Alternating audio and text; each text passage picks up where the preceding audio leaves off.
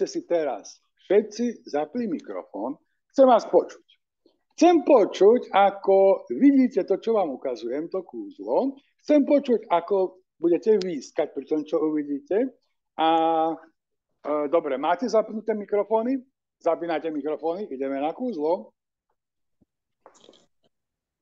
Áno, počkaj, ja si prepnem, aby som bol viditeľný veľký. Takže,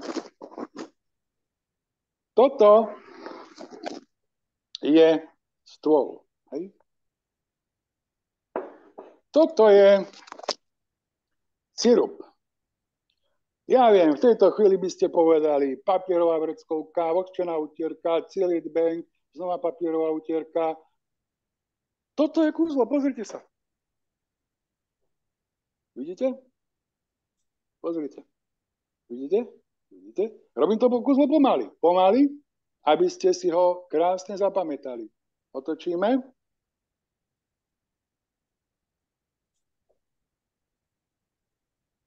A je to preč. Otočím to na druhú stranu. A je to vyleštené. Je to úžasné. Kto máte zapnutý mikrofón a videli ste takéto niečo? Zakričali ste? Prečo nekričíte? Toto je kúzlo, ktoré vás naučím. Lenže príde vaše dieťa. Kúkne, čo urobí zase, pre Boha, nie. Lenže my máme takúto utierku. My sme si ju zašpinili z jednej strany, ale to nevadí. Pretože ona má ďalšie plochy. Tak ju otočím. Nevadí. Dobre kúzlo? Nie je to nádherné? A je to preč. A vyleštíme. Takéto kúzlo môžete zažiť doma so všetkým. A čo je jednoduché, príde druhé dieťa, bum ho.